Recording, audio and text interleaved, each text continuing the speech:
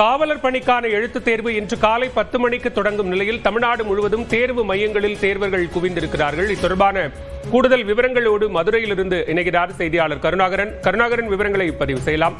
தேர்வர்கள் வந்திருக்கிறார்களா? அவர்களுக்கான உரிய ஏற்பாடுகள் செய்யப்பட்டிருக்கிறதா?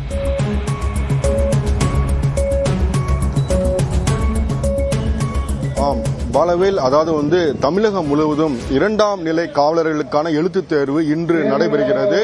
முக்கியமான நகரங்களில் நெல்லை, மதுரை, கோவை உள்ளிட்ட நகரங்களில் நடைபெறுகிறது. 10ஆம் வகுப்பு தகுதி, கல்வித் தகுதியை அடிப்படையாக கொண்டு இந்த தேர்வு நடைபெறுகிறது. இதில் இந்த காவலர்களுக்கான அந்த போலீஸ் பணிக்கான அந்த எழுத்துத் தேர்வு தற்பொழுது 10 மணிக்கு தொடங்குகிறது. மேலும் இந்த எழுத்துத் தேர்வு எப்படின்னு பாத்தீங்கன்னா, ஃபர்ஸ்ட் தமிழ் மொழி தேர்வு இருக்கும். முதல் தாள் தமிழ் மொழி இருக்கும். இந்த தமிழ் மொழியில் குறிப்பிட்ட 40% மதிப்பெண் எடுத்தால்தான் அடுத்து நடக்கக்கூடிய அந்த பொது அறிவு வினாத்தாள் திருத்தப்படும்.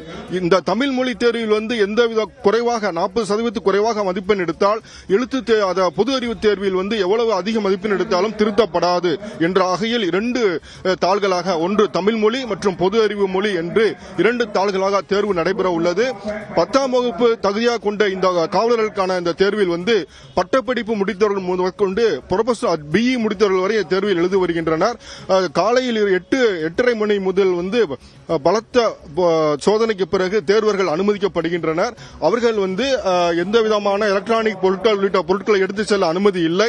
அந்த 2 தேர்வு முடிந்த பிறகு அதன் அடிப்படையில் அவர்கள் உடற்தகுதி தேர்வுக்கு அழைக்கப்பட்டு மருத்துவ பரிசோதனை உள்ளிட்ட பல்வேறு சோதனைகளுக்கு பிறகு அவர்களுக்கு தேர்வு பட்டியல் வெளியிடப்படுகிறது. எனவே தமிழகம் முழுவதும் அந்த 3000 பணியிடங்களுக்கான அந்த காவலர் எழுத்துத் தேர்வு 10 மணிக்கு தொடங்க இருக்கிறது. பாலவேல், விவரங்களுக்கு நன்றி கருணாகரன்.